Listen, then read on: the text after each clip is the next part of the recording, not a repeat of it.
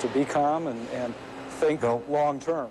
Bill, thank you very much. I hate to interrupt, but we have just been notified that we have a report upcoming, as I understand it, from Wolf Blitzer at the Pentagon. Wolf? Here at the Pentagon, we've been getting some sketchy information about what's going on in Israel. What we do know is this: there were apparently 2 explosions in Tel Aviv. The word is that they could have been Iraqi Scud missiles. Certainly unclear whether they had any chemical warheads. Initial reports suggested that people should go to their underground shelters, which would indicate that they were not gas or chemical warheads, because if it would have been chemical warheads, the people would have been told to go to the special rooms in their apartments or homes that had been sealed off for this kind of emergency to put on gas masks. We've also heard conflicting reports saying that people should put on their gas masks. Clearly, though, something is going on. The sense is that the Iraqis may have managed to launch one of the mobile Scud missiles that were not damaged, not put out by the initial U.S. airstrike. The question is now, if that did in fact occur, are there additional mobile Scud missiles? The fixed batteries were supposedly knocked out by the U.S. and Allied forces during day 1 of Operation Desert Storm. Certainly, if the Israelis respond according to their tradition, they will take action. They have indicated to the United States over the weeks leading up to this war that if they are attacked by the Iraqis, the Israeli Air Force will go into action. Now everyone is waiting to see what exactly the extent of any damage in Tel Aviv, the extent of any damage elsewhere in Israel, and what the Israeli government will do if in fact this is confirmed to have been an incoming Iraqi ballistic missile. Lou? Wolf, thank you very much. Wolf Blitzer reporting live for us from the Pentagon, and of course CNN will continue to update you throughout the evening as events. Excuse me. I am told that we're going to go to Alex Carr in Tel Aviv with an update on the report that you just heard from Wolf Blitzer. Please go ahead. Hello? Yes. Please go ahead. Yes, well, we have an emergency now here. The air raid was heard in the Tel Aviv. And as far as I know, but this, the radio just instructed us to put the mask on, to go to a safe place, and to be there and to await other instructions. Alex Claude, this is Lou Dobbs in New York. Can you hear me? Yes, I can hear you. You have then definitely heard the instructions to put on your mask. Did you hear an explosion? No, I didn't hear the explosion. I just reached the place here, JCS, in Tel Aviv.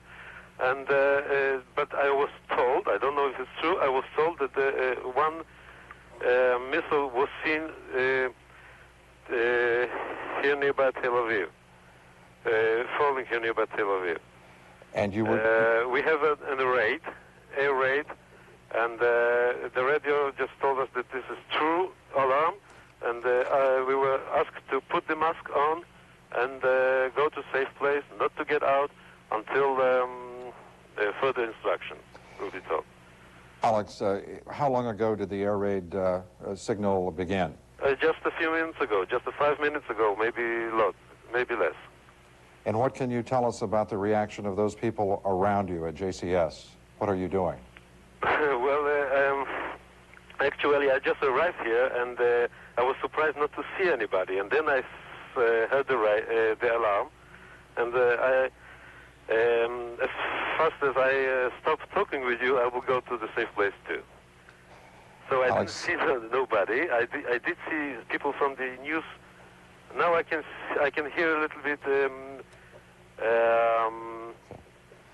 Alex, I can hear now, just while talking to you, explosions. Alex, I'm sorry. You can hear explosions? Yes, I can hear explosions outside. In what direction from where you're located in Tel Aviv? No, I don't know. The place is closed from each side, the room I'm talking from. So I can't hear, but I can hear fire explosions. As you entered the building at JCS, was traffic, was life normal within the city as you entered the building? There were a few cars which were driving like crazy, but a few of them only. On my way, when I was listening to the radio in the car, the transmission was interrupted for the military, and they said two words. I suppose it was some code. Alex, can you hear me? This is Lou Dobbs again in New York. Excuse me? Yes, Alex, this is Lou Dobbs again in New York. CNN has just confirmed, and I've just been told by my producer, that the Israeli government has confirmed that the citizens are advised to put on their gas masks, and for your own safety, I think we have to pass that on to you. It is a confirmed report. Is there anything that you can share with us here? Well, listen, we were ready for this. We were ready for this for 2 months or so. So this is no surprise. But people are. This is the first time this happened to us. You know, the gas, and so people are a little bit shaky here. Alex, you apparently are now living through a moment that we had all been led to believe, and certainly to hope, based on the initial success of the operation, probably would not happen. That is, the elimination of the Scud missiles. Was it your expectation that this possibility still remained? Well, first of all, I didn't hear your question. Alex, I guess I'm asking you basically, are you surprised that that you're facing a situation tonight based on the initial reports of success that we'd heard? The thinking people here did expect that something happened tonight. Okay. Because Alex Claude, I'm going to interrupt you if I may. I thank you for that report. We hope you move to safety now and follow the procedures. We thank you for bringing us up to date. We're going to go now to the U.S. State Department, where Ralph Begleiter is standing by with a report. Ralph? Lou, I've just spoken with Israeli diplomats here in Washington who, on the one hand, are officially confirming an explosion in Tel Aviv, but also saying that air raid sirens have gone off not only in Tel Aviv, but also in Jerusalem. At the moment, apparently, there have been no explosions in Jerusalem, but the Israelis appear to fear such explosions, having warned people in both of Israel's major cities, or two of Israel's major cities, to take cover, to don their gas masks and go into sealed rooms. I also just got off the phone with a friend who is in Tel Aviv at the moment, and while we were talking about the explosion he said he heard a little while ago, and he was about to follow his instructions to put on his gas mask, he told me that there were additional explosions very close by to him, and he had to leave the phone at the moment. So I can contribute only that we know there are explosions in Tel Aviv, that the Israeli government believes there may be a threat of some in Jerusalem. The Israeli government is not certain at this point whether the explosions are occurring as a result of something on the ground or whether this was as a result of some incoming missile. So unless you've had other reports to the contrary that I'm not aware of, Lou, I'd have to leave it at that and say we appear to have confirmed explosions, but don't know what the source of them is at this point. Well, that is precisely what I was about to ask you, because we do have both the reports, the independent reports, Israeli radio, JCS, with the explosions, talking with Alex Claude. The air raid sirens suggested at first missiles, and the first and most worrisome thought, of course, are Scud missiles, but there's just no information as whether they might have been in place or sent in by Scuds. Well, we really don't know what caused the explosions at this point. There are a lot of possibilities, obviously, and there's not much point in speculating until we find out exactly what's happened. Obviously, if there has been some kind of an attack against Israel, either by missile from Iraq or even a terrorist attack that could be attributed in some way to Iraq, it would almost certainly prompt an Israeli response. And the United States has repeatedly said that it would come to Israel's assistance if Israel requires that assistance and requests it. At the moment, there has been no request that we know of for U.S. assistance in any way. The Israelis are quite capable militarily of handling their own defense. Lou? Ralph, thank you. Ralph Begleiter reporting live from the U.S. State Department. We are going to turn now to our bureau chief in Jerusalem, Larry Register, who perhaps can bring us up to date with more information. Are you there, Larry? Yeah, I'm here. What do you know, Larry? What I know, all I know right now is there have been 2 explosions reported in Tel Aviv, nothing in Jerusalem. We heard 3 air raid sirens this morning in Jerusalem. I heard what I thought were two small explosions, but they were very, very far away. I had just got a report from one of my sources here that two missiles have fallen in Tel Aviv. A third one is in the air. The civil defense here is telling everyone to put their gas mask on and go into a sealed room. At the moment, I'm ignoring that order. Some people here at the Bureau are putting their gas mask on, and I may do the same very soon. I'm getting mic'd right now by our sound man, Trey Haney. Okay. Larry, you said, if I understand you correctly, a third is on the way? This is what a source told me. I cannot confirm that report. This is what one of my sources told me. A third is on the way. He is in a sealed room. Do we have IFB for the ear? Do you have IFB for the ear? Okay, hang on. There's an explosion. There's an explosion. You hear that? I hear something. Could be just jets. Could be jets. Could be jets flying over our head. Can you find Israeli mask test? Larry, can you hear me? Yes, I hear you. Larry, is there any possibility that that camera could be turned out toward the city through the window? Well, I don't really want to open the window. We're looking out over the Knesset in Jerusalem. Andre, Yes. if we take the mask off the window, what would that do? Not much. Would they be able to see any better? We have to open the window for them to see outside? Larry, this is Yes. Lou Dobbs. Larry, I would not recommend at all that you do that. Yeah, I don't think so either, Lou. I have to agree with you on that one. Could you perhaps look out to tell us, you said you thought you heard explosions. Yes, Lou, this morning when the sirens went off from my house, which is about 10 minutes west from here, I thought I heard some explosions. They were very far away. Looking out over Jerusalem right now, we're right across the street from the Knesset in the city center. I don't see anything unusual. I'm looking up in the skies and I don't see anything. It's a bit of panic here right now, as you might well imagine. Larry, I can only imagine. Okay. Larry, it's 2:30 in the morning. You said you had heard the explosions this morning. Our viewers should be reminded that from About East Coast 20 time to Jerusalem, it's a 20 minutes 7-hour ago. time difference, 2:30 in the morning. I'm 2:30 sorry, in the Larry? morning, yes. 2:30 in the morning, you're right, Lou. And I thought I heard the explosions about 20 minutes ago. I jumped right out of bed, put my clothes on, and came straight to the Bureau here in Jerusalem. We're trying to get in contact with our crew in Tel Aviv. They called once, but now we're not hearing from them. The civil defense is alerting everyone to put their gas mask on and go into a sealed room. As I said, right now, we are not obeying that order. There's a sealed room 1 floor below us, and we're going to stay with you as long as we possibly can. Larry, I know that you have a great deal on your mind, but let me ask you at this point, as you look out on the city, I can hear sirens in the background. Is that correct? We have a microphone out the window. We have one of our mics hanging out the window.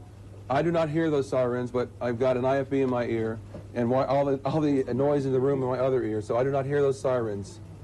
Larry, if you would, describe to us what you do see out that window.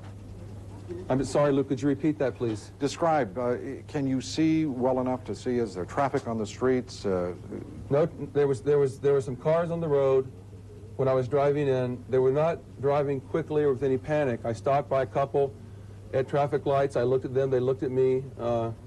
No panic in their eyes at all. This is in Jerusalem, though, mind you, and there have been no explosions reported in Jerusalem. Only right now 2 explosions have been reported in Tel Aviv. I cannot confirm that independently. We can turn the camera. Put on your mask on, and I'm going to open the window. I want to be able to talk, so he'll be able to hear. Larry, I want, Larry, Yeah. Larry, if I may say, Leave my IFB, opening the please, window, I should that, can't hear. Yes.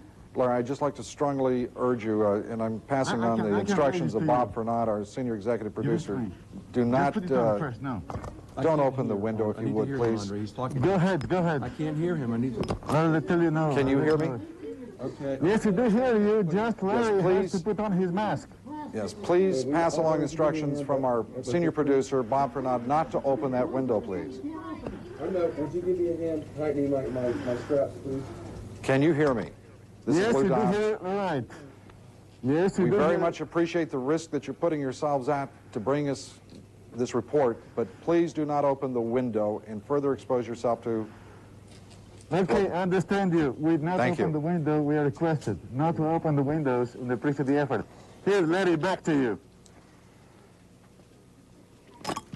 We are now watching Larry Register, our hold Jerusalem it Bureau just Chief, close. returning an IFB to his ear. What you were watching Not under your chin.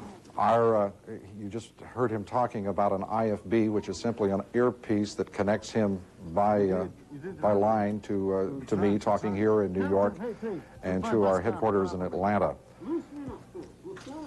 Larry's going to put your mask. And as you can see, they're putting on their gas masks at the instruction of the... Yeah, just 1 second, please. Pick up the phone, please. Pick up the phone. Yeah. And I... Yes. Can you hear me now? Yes, I do hear you right. Okay. Is there any... Have you... Now, Larry had just said that he thought he had heard an explosion. Did you hear one? I would not be able to confirm this. Here is Larry Baxter. He's going to talk to you. A call for Palestinians in Qalqilia who have heard 4 to 5 missiles.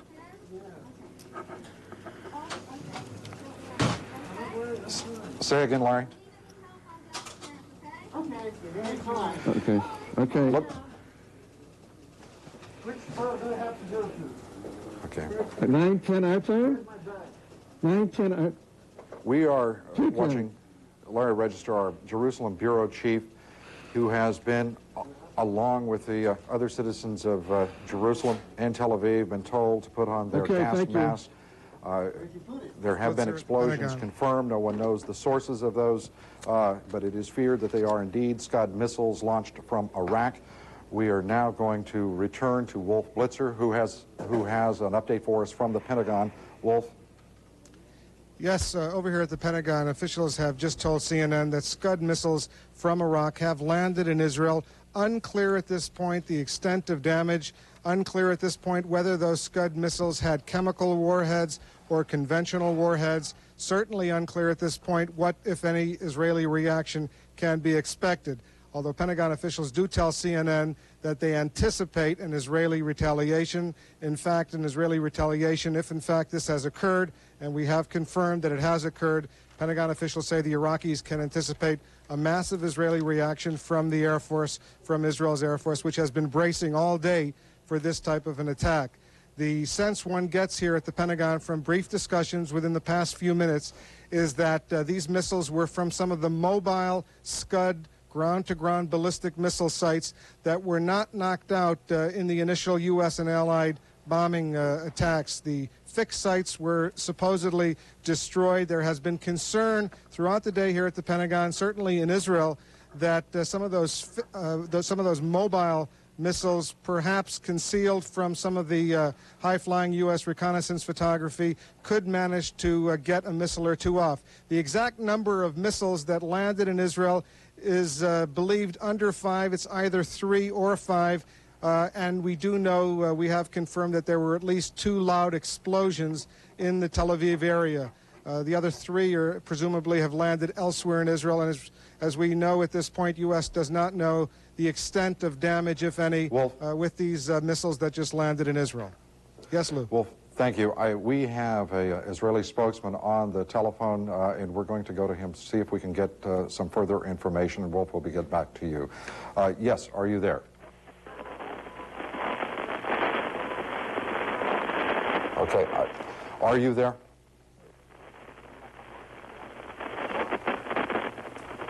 We apparently don't have a clear line at this point. We will try to go back for that update. Zbigniew Brzezinski is in our Washington, D.C. studios. Mr. Brzezinski, can you hear me? This is Lou Dobbs in New York. Mr. Brzezinski? Mr. Brzezinski, this is Lou Dobbs in New York. Did you just hear the report from Wolf Blitzer at the Pentagon suggesting that as many as 5, that's an unconfirmed number, but that as many as 5 Scud missiles may have been launched against Israel? Yes, I have, and it's clearly part of the Iraqi strategy to engage Israel in hostilities so as to fracture that coalition which exists with the Arab countries against Iraq. We also heard Wolf Blitzer suggest in his report that it would not be unexpected that Israel respond against Iraq. What would be, in your judgment, the impact?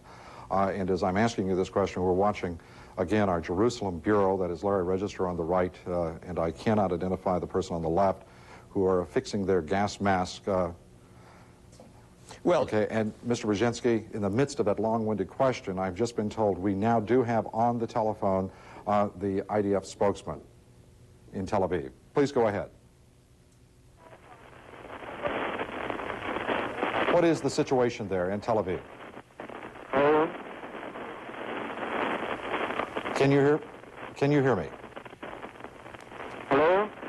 Yes, this is Lou Dobbs in New York. Can you tell us what your situation is? Are the missile attacks confirmed? For some reason, I cannot hear you. I'll only say we've just initiated an announcement saying that due to a missile attack on the center of Israel, there's an alert, and all the people of Israel are asked to wear immediately their masks and to get into closed, sealed rooms.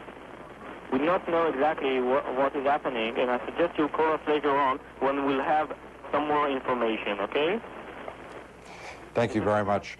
And obviously we're having communication problems, understandably so, but he is confirming that a missile attack has occurred again, that combining with the confirmation by Wolf Blitzer at the Pentagon.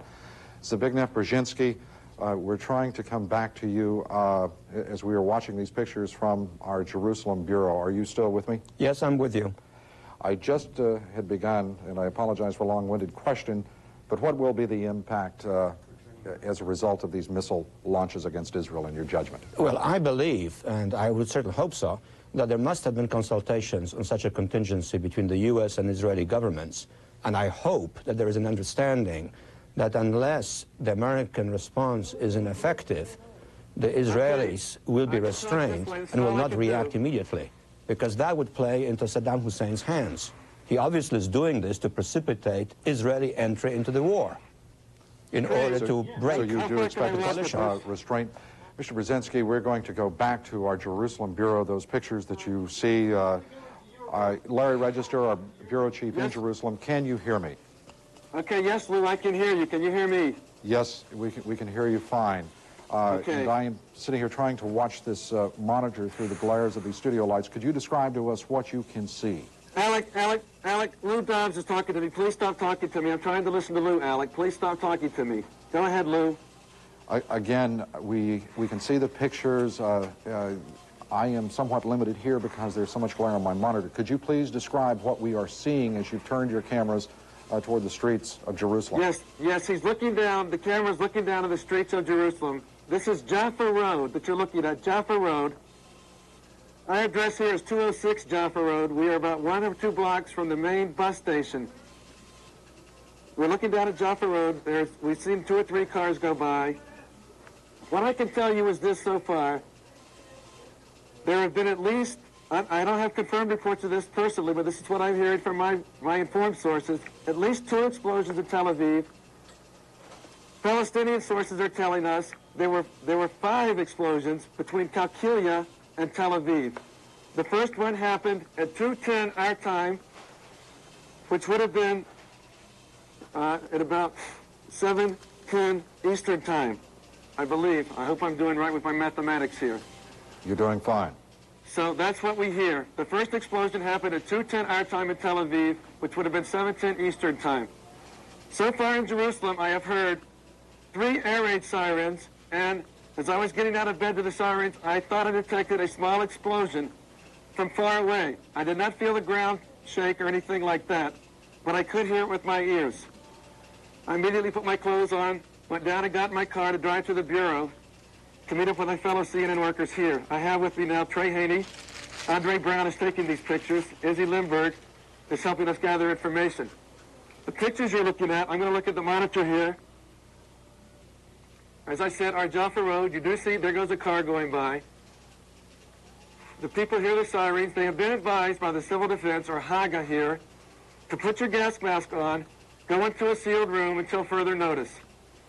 At this moment, we have our mask on, but we're not going to the sealed room. It's 1 floor below us. We can get there in probably 20 seconds or 30 seconds if need be. We have chemical suits. We have atropine. We can take care of ourselves. Here comes one of our colleagues into our building. The building we are in houses journalists. It's Jerusalem Capitol Studios, ABC, CBS, CNN. The Canadians are here, and the French, and the Europeans. Many European networks are here. It's not as busy as it is on a normal day. I guess many people took the advice of Haga, or the civil defense, and stayed home and stayed in a sealed room.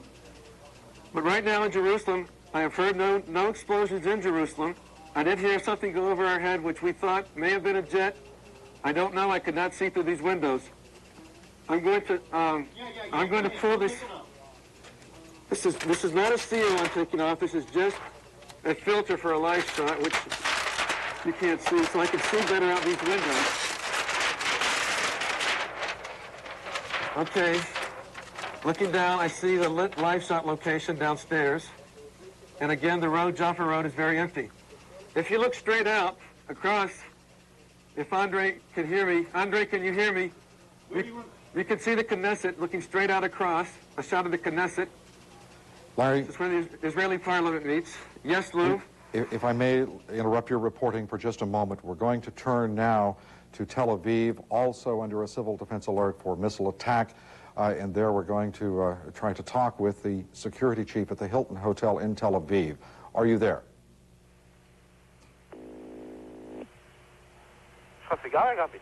Yes. Are you there? This is... What's happening? You don't put a mask?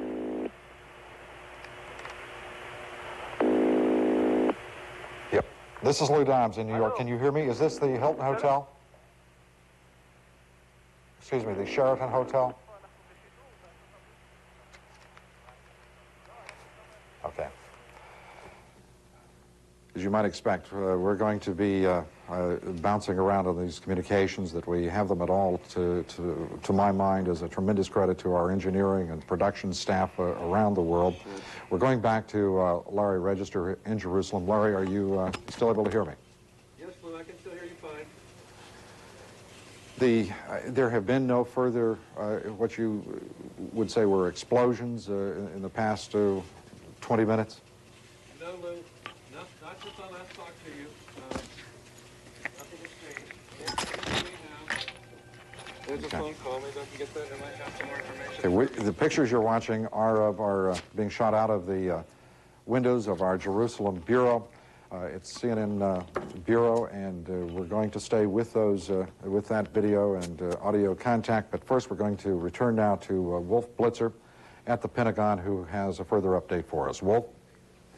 Yes, Lou, we're getting word here at the Pentagon that at least 2 of those Iraqi Scud missiles, believed to be Iraqi Scud missiles, have landed south of Tel Aviv in populated suburban areas. One along the Mediterranean coast in a town south of Tel Aviv called Hulon, and we're told it's in an area where there's a well-known hospital in that suburban area called the Wolfson Hospital south of Tel Aviv. No knowledge of any damage, no word yet whether it had a chemical warhead or a conventional warhead. The second missile is reported to have landed southeast of Tel Aviv in a area called Kiryat Shalem. And again, these are populated areas, suburban areas where commuters who live in the suburbs and work in Tel Aviv go, and certainly the indications from these 2 loud explosions that were heard throughout Tel Aviv but not in Jerusalem would indicate that these 2 missiles, Scud missiles, believed to have been Iraqi Scud missiles, landed in these areas near Tel Aviv. Indeed, Saddam Hussein has been promising for weeks that if there was a war, his first targets would be Israel, and these reports indicate that he has lived up to that threat. The question now is, what are the Israelis going to do? Yes, Lou? Wolf, we're going to try to find that out. I just want to explain for our viewers who are watching pictures from our Jerusalem bureau, listening to Wolf Blitzer at the Pentagon talk about what is happening in Tel Aviv. We have heard reports of as many as 5 missiles fired. We have confirmed now, as I understand it, Wolf, 2 of those missiles have landed south of Tel Aviv. Our correspondent in Tel Aviv, Richard Roth, is on the telephone. Richard, can you tell us, do you have any knowledge of injuries in those missile attacks? I'm not going to be able to provide much information except what people are going through here. Right now I'm in the Hilton Hotel in a sealed room on the 6th floor with dozens of other hotel guests and journalists. We have heard several, at least I would say 10, 11 explosions. It's unclear what kind or where they might be coming from that are reverberating throughout the city. Sometime around 2:15 in the morning local time, the air raid siren went off, and this city, which had been bracing for weeks for potential trouble, raced into sealed rooms, donned gas masks. I'm sitting next to dozens of people who are wearing their black gas masks. People have been told to stay put, no smoking, and we are just listening to explosions. The rooms are sealed up. We are not able to look outside. We just keep hearing very loud explosions and booms going off. The city yesterday was deserted as everyone was inside their homes, and it appeared that some people thought that maybe the worst was over and that Saddam Hussein would not be able to fulfill his threat. Apparently that might have been wishful thinking. Lou?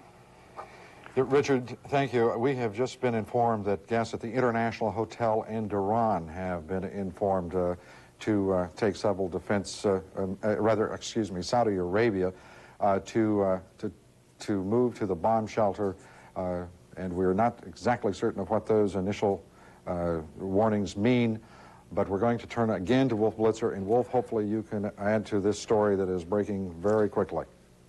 Clearly, Lou, missiles have landed in Israel, Scud missiles. The presumption here at the Pentagon is that these missiles were from the mobile surface-to-surface missiles, the Scud missiles that the Iraqis had claimed would go after targets in Israel as well as in eastern Saudi Arabia. And if this alert that has now been reported in Dhahran in eastern Saudi Arabia is true, there could be a missile alert at least going after some of the targets in the eastern part of Saudi Arabia. Throughout the day, officials here at the Pentagon had been telling journalists that, yes, the fixed sites were believed to have been knocked out. The fixed Scud ballistic missile sites, especially those in the western part of Iraq, dubbed by the U.S. intelligence community as H2 and H3, those were believed to have been destroyed in the initial U.S. airstrikes. But there was concern, indeed mounting concern, throughout the day here at the Pentagon that the Iraqis in the past 24 or 48 hours had managed to conceal some of the mobile missiles, and these are the ones that presumably have landed in Israel. We have confirmed here at CNN that 2 of those missiles have landed south of Tel Aviv in suburban areas, one in a suburban town along the Mediterranean called Hulon, another one southeast of Tel Aviv called Kiryat Shalem. No word on the extent of injuries, no word whether this was a chemical warhead or a conventional warhead. Details are still sketchy, but what is clearly obvious here at the Pentagon at this hour is that U.S. officials are bracing for some sort of Israeli response. Lou? Well, thank you. We're going to turn quickly to Larry Register in Jerusalem. Larry? Okay, Lou, what I have right now is Nachman Shai, Brigadier General Nachman Shai, who's the chief spokesman for the Israeli Defense Forces, said on Israel radio that 2 missiles have landed in Tel Aviv. I have another source on the phone with me now who says military sources are confirming that 5 missiles, I repeat, 5 missiles, have fallen in the Tel Aviv area. They believe they were chemical warheads. He doesn't know how. I don't know how he knows that. This is what military sources are telling him.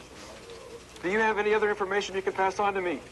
Larry, all I can pass on to you is what Wolf Blitzer at the Pentagon, who I assume you've just heard, he, like you, has just confirmed 2 missiles landing south of Tel Aviv. Richard Roth, our correspondent, who is now in a shelter in Tel Aviv, saying that there are far more than 2 explosions. In addition, we have been told okay, that... Lou, yes. excuse me, Lou.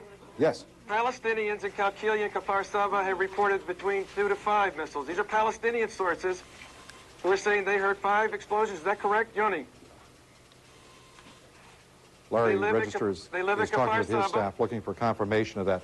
Larry, again, we have that confirmation of the 2 missiles from the Pentagon. Starting at 2:10, they heard the explosions very clearly. Okay. Any other information you have? That's it. Okay. Call me back when you can. Larry Register talking to one of his sources in Jerusalem. Larry, thank you. We are, I'm going to recap, if I may quickly, confirm 2 Scud missiles have landed in Tel Aviv. There is no report of injuries. The extent of damage, no information as to whether it is a chemical or conventional warhead on either of the 2 confirmed missile strikes against Tel Aviv. We again have been told that the guests at the hotel in Dhahran, Saudi Arabia, that the International Hotel are to report to their bomb shelters. We cannot at this point tell you precisely what that means. But to bring us up to date throughout the rest of the evening here on CNN, David French in Washington. David. Where is the the Tel Aviv Hilton numbers.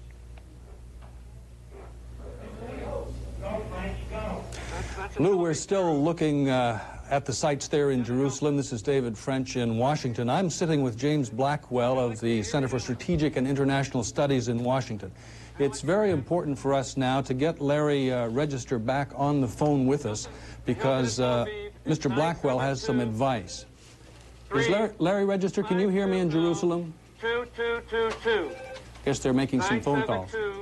352. We have this report in the Israeli ministry is in a state of war alert now. Repeating, the Israeli ministry is in a state of war alert.